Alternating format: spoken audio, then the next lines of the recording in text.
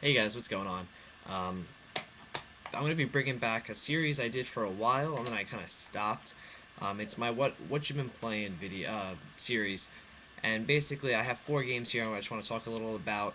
And at the end, let me know what you've been playing. Give me suggestions on stuff to check out and whatnot. Everybody listens to podcasts, and most podcasts have a what you've been playing segment. So I'm basically gonna just do that, start that again, and just do what I've been playing. I really want to know what you've been playing in video responses and comments. I'm always curious to see what people are buying, and on top of that, what people have been playing.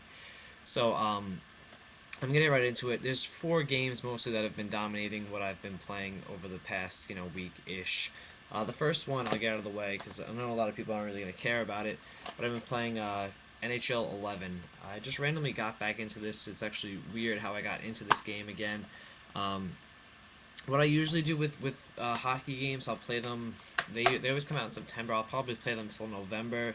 And I kind of put it on the shelf and I never go back to it. But the other day, I pulled up at my girlfriend's house, and her neighbor had his blinds open, and he was playing NHL 11. And I was like, you know what? I'm really in the mood to play some NHL 11 now, and I've been playing it basically nonstop since then, which is pretty weird. Mostly, what I did early when I first got this, I played a lot of the Ultimate Hockey Team, and if you guys don't know that, you basically start a team with a bunch of prospects and no names or whatever, and the more games you play, you earn like dollars, the currency in NHL, and you buy packs of cards, and whenever you buy a new pack, you get new players, and then those players are able to be put into your roster. You can take that team online to play other people and stuff like that. Each player has an X amount of games he can play, but you can put experience games. I forget what they call it because it's been a while since I've played that. But you basically get game cards that you can put onto a player. So if his number of games is dwindled down to zero, I can put a 9 game card on him, and he has 9 more games to play.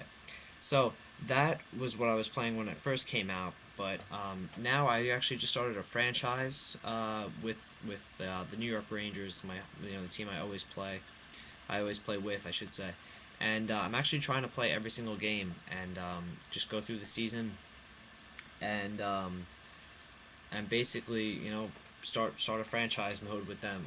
It's pretty deep in this one. It's not, I forget which one it was. I think it was Madden maybe 03 or 04 had just I think the best franchise mode. I don't know if it's changed since then. But that I remember me and my friends, we would just not even play the games. We would just do the franchise modes, and it was fantastic. This is pretty good though, in terms of depth and stuff. You have your there's a lot of trading going on. There's a lot of signings and stuff like that. It's just a great hockey game. I still think they have to balance out the difficulty though. It's still really hard to score on when you're playing on the harder difficulties, but it's good, really solid hockey game. On the Wii, I've been chipping away at Donkey Kong Country Returns, and I'm really liking it. It's a blast. I don't even know. I have to do these Nintendo Club Nintendo stuff. I don't even know if I did it for this. Um, so yeah, really really good stuff. I love the return to the 2D side scrolling. It's a hard game, but I heard it actually gets even more difficult. I'm only into I think the second or third world. I'm not exactly sure how many there are. I'm only in the second one though. I think I'm in the second one just because I brought my Wii upstairs until the night onto my TV because my mom got Wii Fit we got her Wii Fit. She wanted it. The Wii Fit Plus for Christmas. We haven't tried it yet, but I have the Wii up there because we actually do want to check it out. Um, and so I haven't had as much time to play this as I would like, I should say. I got it for Christmas. I don't know if I said that. Um, but I'm having trouble with it on some of the levels are really tough. But I heard it actually picks up in difficulty after World 4, so I'm a little nervous about that. But it's just it's really, this says on the back, classic Donkey Kong Country, and that's really what it is. If you love the Donkey Kong Country games on the SNES, you're really gonna love this. The game looks great. It's challenging, but still really fun. And yeah, I really, I can't really talk about it too much because there's really not a lot to say except that it's just a lot of fun, a lot of fun. Next is the game. I just beat this about 10 minutes ago. I was actually making a video about it on my final thoughts, but I don't really want to do that because it would have been a short video and I don't really know what to say. But I just finished Call of Duty Black Ops, the single player, and then I started playing some zombie mode as JFK, which is pretty funny. Um, I liked it a lot. I have to say, I wasn't, you know, I wasn't, I didn't obviously didn't get this on launch day. I wasn't super pumped for it, but it's definitely my favorite Call of Duty since Call of Duty 4. I still think the series now needs a major rehaul. I mean, they're gonna milk it as long as people buy it. I know that, but it's just kind of it is definitely getting stale. The whole series, I guess. But I guess that's what happens when you release a game every year and it's not a sports game. This is definitely Treyarch's best Call of Duty game. I hated World at War, and this is definitely good. It took a lot of what the Modern War, oh, excuse me, I have hiccups. It took a lot of what the Modern Warfare series did. The big set pieces and stuff like that, and definitely what Infinity War did, and they took that and really adapted it well I like the Cold War setting. They did that very well. Um, the story mode was just crazy off the wall. And that's one thing that Call of Duty is definitely strayed from. If you play the early Call of Duties 1, 2, and 3, it was deeply set in reality. It used a lot of real dates and events and stuff like that, and integrated into the game. They definitely strayed away from that, and I mean, obviously it's working. The last 4 games or so have been huge successes. So they did that again this time. It was crazy seeing Fidel Castro and JFK and stuff like that in the game, but it was good. It was a decent story. Um, the huge set pieces obviously were back again. It had a lot of variety. It had stuff.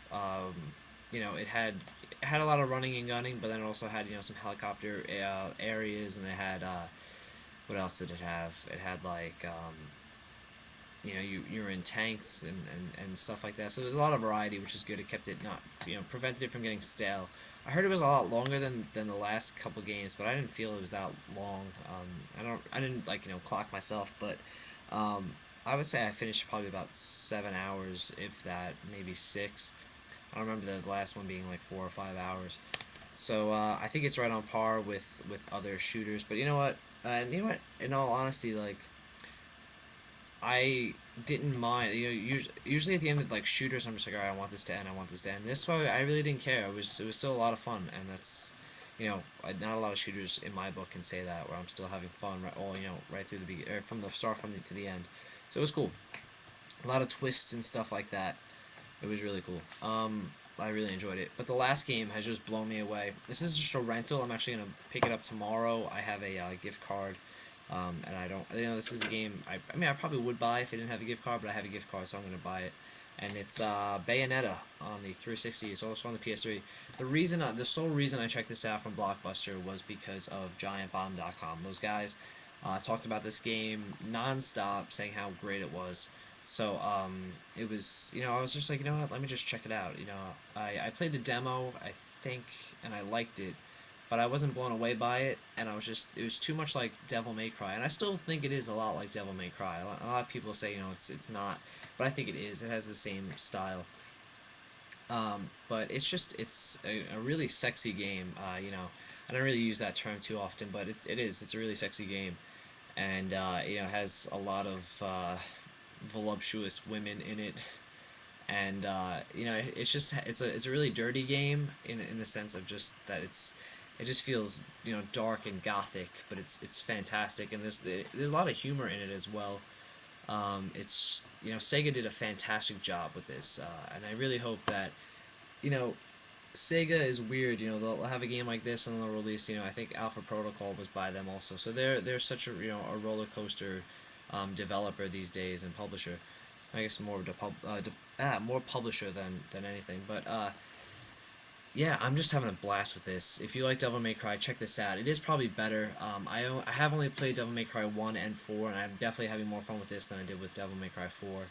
Um, it's just a crazy, crazy, crazy game. You know, anything that you know, that it's just like off the wall. You never know what's gonna happen next. You know, it's a game that rewards you for not just hitting, you know, Y and B, Y and B. If you learn the combos, you'll kill stuff quicker, and you know, it's not just your run of the mill button masher. It's got a cool story on top of that. So I'm having a blast with Bayonetta. I think it's only like $18, so I'm gonna buy it tomorrow. I have to run up to the bank, and so I'm gonna buy this GameStop right next to my bank, which is just lethal. Um, but yeah, so those are the four games I've been playing. If you guys want to just leave video responses, that'd be cool. And if you want to just comment in the comment area, tell me what you've been playing. Give me suggestions on stuff. If you've played any of these games, let me know what you think of them. And that's it. Yeah. So thanks for watching, guys. Just please subscribe. I've actually gotten like 30 subscribers the last week, so that's cool. So I just keep going up and up and up. So please, if you're not a subscriber, subscribe. And that's it. I'll catch you guys soon.